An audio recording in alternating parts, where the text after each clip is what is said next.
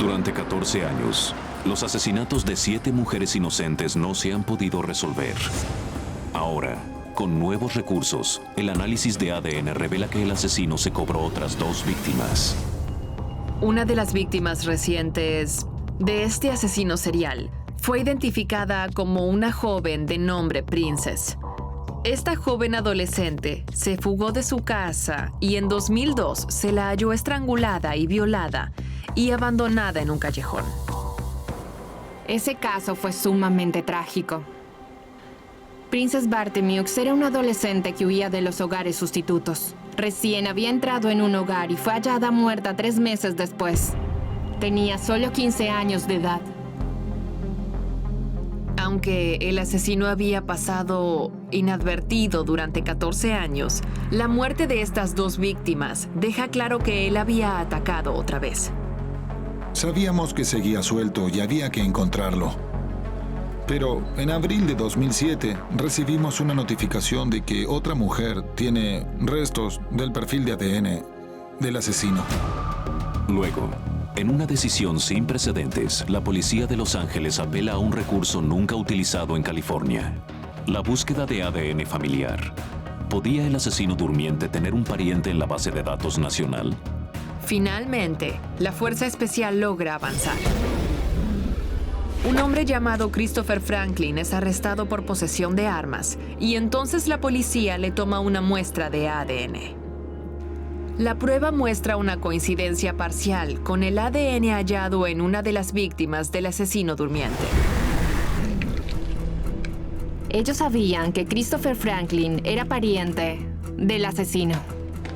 La policía fue descartando a todos los parientes de Christopher Franklin, excepto a uno: su padre, Lonnie Franklin.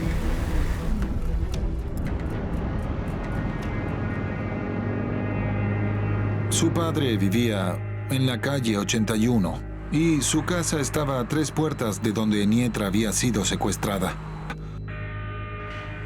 81 y Western era el epicentro de los homicidios. La policía también averiguó si Lonnie Franklin Jr. había estado en prisión durante los homicidios.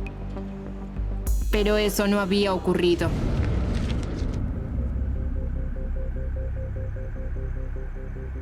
Lonnie Franklin tiene 57 años. Vivió toda su vida en South Central. Era un hombre amigable, casado, tenía 2 hijos. Tras eludir a la policía durante más de 20 años, el asesino durmiente podría estar a punto de ser atrapado. Pero antes, se necesita una muestra del ADN de Lonnie Franklin.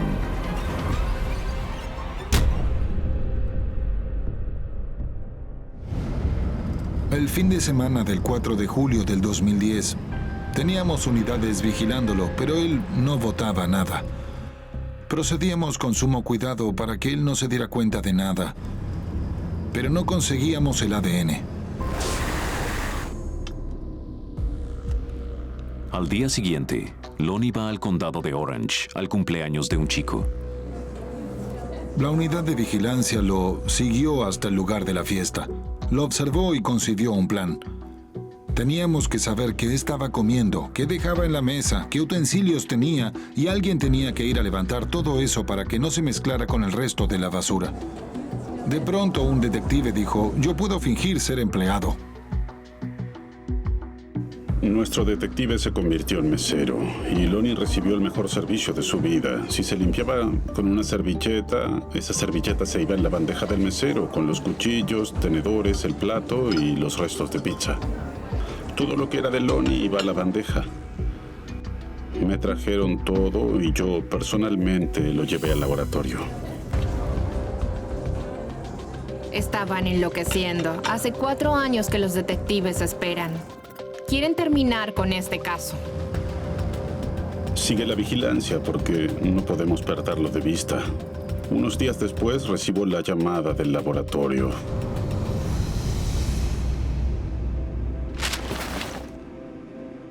Los técnicos forenses no pueden extraer ADN de la servilleta ni de los utensilios de Franklin. Y así, la esperanza de una prueba se desvanece.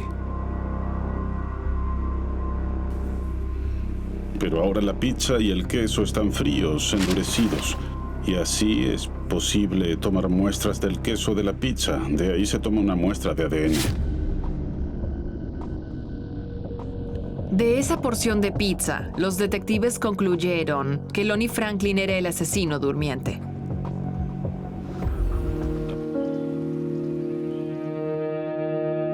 Tuve que esperar hasta el día de conmemoración de los caídos para hacerle el funeral a mi tío, para poder tener un cierre. ¿Y cómo hacer un funeral si no hay un cadáver entero? Lograr que la morgue entregara los trozos de cadáver y organizar el funeral en su iglesia favorita fue una de las cosas más difíciles que hice por él.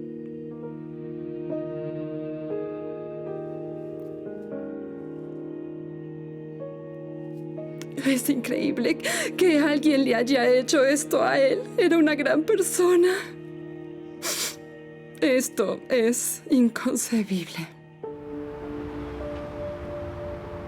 Con la terrible pérdida de Herbie, los miembros de su familia no son los únicos que intentan avanzar. Fue entonces que en ese momento Gabriel Campos Martínez informó a la policía que se mudaría a San Antonio para poder vivir con su hermano. Mientras estaban juntos, Gabriel había estado viviendo con Herbie en su apartamento en Hollywood. Y sin Herbie que lo mantuviera, Gabriel no podía pagar la renta.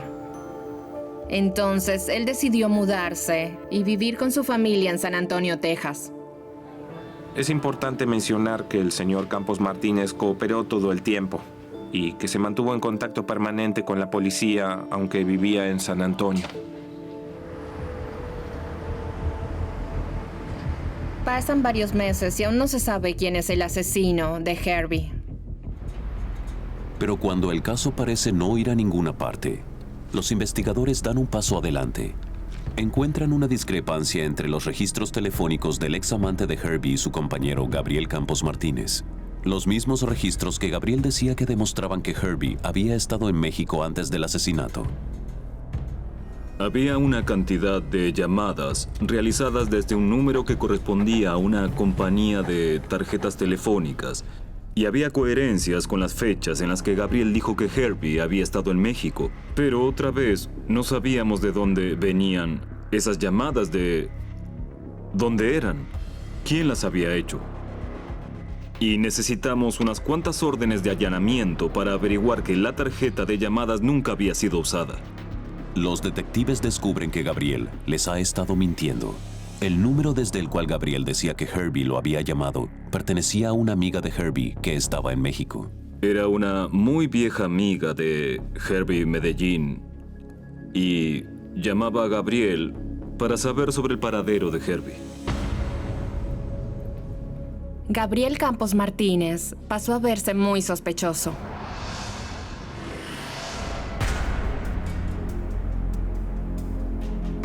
La policía quería averiguar por qué Gabriel quería matar a Herbie y se preguntaban si tendría que ver con dinero. De inmediato se pusieron a ver cuáles eran las cuentas del señor Medellín y si Gabriel Campos Martínez tenía acceso a esas cuentas. Buscamos los registros financieros de Gabriel y de Herbie y descubrimos que en diciembre de 2011, Herbie y Gabriel abrieron una cuenta conjunta después de la desaparición de Herbie. De modo que Gabriel se hizo pasar por Herbie y transfirió el número de seguridad social de la cuenta falsa de Herbie a la de él, a la ahora nueva cuenta conjunta que ambos tenían.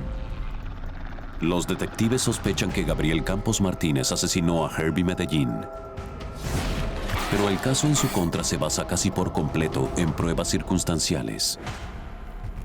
En marzo de 2014, un empleado del condado de Los Ángeles estaba trabajando en una baticueva. una cueva muy frecuentada en Bronson Canyon, que es el escenario de la serie televisiva Batman. El trabajador estaba usando una máquina cargadora. Cavaba en la entrada de la cueva y se topó con algo envuelto en plástico. Y dentro del plástico había 3 trozos de carne. Todos empezaron a preguntarse, ¿serán los restos de Herbie? Luego de un largo estudio forense, se analizaron los restos, que también resultaron ser los restos de Herbie. Pero la policía no puso atención en estos grandes trozos de carne. En lugar de eso, se concentró en el envoltorio plástico. En realidad, esos plásticos era plástico para obras de arte, para embalar pinturas. Herbie tenía una colección de arte increíblemente hermosa que valía mucho dinero. Durante el allanamiento del apartamento de Medellín, la policía dedujo que este usaba envoltorio plástico para proteger cada una de sus obras. Los restos de Medellín estaban increíblemente envueltos en el mismo plástico que había sido encontrado anteriormente en el apartamento de la víctima. Y esa fue la pista decisiva en el caso de Gabriel Campos Martínez y su asesinato. Finalmente, los detectives reúnen pruebas suficientes como para arrestar a Gabriel Campos Martínez por el asesinato de su ex amante Herbie Medellín. Jason sin duda estaba enamorándose de Rachel. Él salía con una chica que era bonita y Jason tenía exceso de peso y no tenía muchas novias. Tenía razón suficiente para estar perdidamente enamorado de alguien que le prestara atención. A la madre de Rachel no le gustaba Jason. Y esto era motivo de tensión en la familia. No es de extrañar que Lori no estuviera contenta por el novio que tenía su hija. Un hombre que es casi 10 años mayor que Rachel y que no parece tener metas para su vida.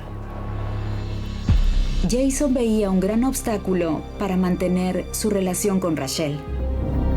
Lori no quería que su hija se relacionara con él. Y él sabía que mientras Lori estuviera presente, él no podría estar con Rachel. Parece que en la casa de Rachel la maltrataban y yo me sentía identificado con eso. Yo había sido maltratado en mi casa y quedé con muchas cicatrices emocionales por eso. Entonces cuando Rachel hablaba de lo que pasaba en su casa y de su estado emocional, yo quise ayudarla. Me preparé. Entiendo de pruebas forenses. Sé lo que la policía siempre busca. Si la escena del crimen es confusa o si hay mucha información, para la policía es difícil deducir. Yo usé zapatos desde talla 6,5 a 13. Usé polvo y restos de basura de distintos lugares para lograr ensuciar la escena del crimen. Usé mucha ropa. Me aseguré de lavar bien toda la ropa. Utilicé también una botella de vino para que pareciera que todo había sido un accidente por ebriedad. Me aseguré de lavarme bien para no dejar células de la piel en la escena. Me afeité todo el cuerpo. De no haber sido por la puerta para gatos, no habría logrado entrar a la casa esa noche. Pero tengo brazos largos. Pasé un brazo por la apertura y abrí la puerta. Entonces subí a la planta alta y ahí estaba Lori Waterman. Brian apoyó su gran mano sobre la boca. De esta manera, tapó la boca con la mano a Lori y la asfixió.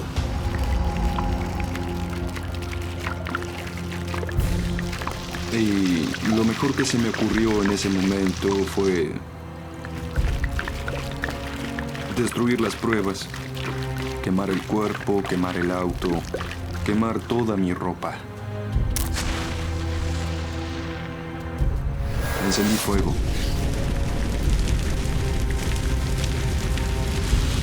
La policía estatal va a ver a Jason. Le dicen que creen que él hizo esto, le dan parte de la prueba y le preguntan si usaría un micrófono contra Brian. Finalmente Jason viene a verme. Yo sospechaba un poco. Me hablaba de forma un poco extraña, pero nunca pensé que tendría un micrófono, no pensé que me traicionaría. Yo había hecho todo por él, y él tendría que compensarme de algún modo. Salimos a dar un paseo con el auto.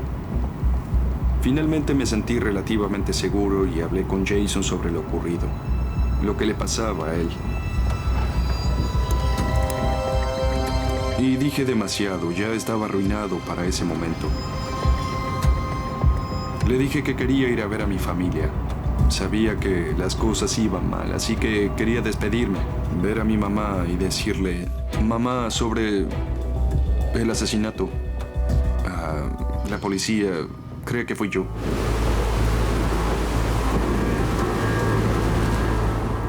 La policía interrogó a Brian y deciden decirle esto. Oye, Rachel y Jason te delataron. Dicen que tú mataste a Lori. Te convendría más que confieses. Pensé en asumir la mayor culpa posible. Esperaba que Jason no admitiera saber sobre el asesinato, que dijera que él solo había conducido el auto o que apareció después del hecho. Pero las cosas no fueron así. Cuando la policía fue a arrestarlo, le quitaron las esposas, él se quebró y admitió demasiado para que la condena sea menor.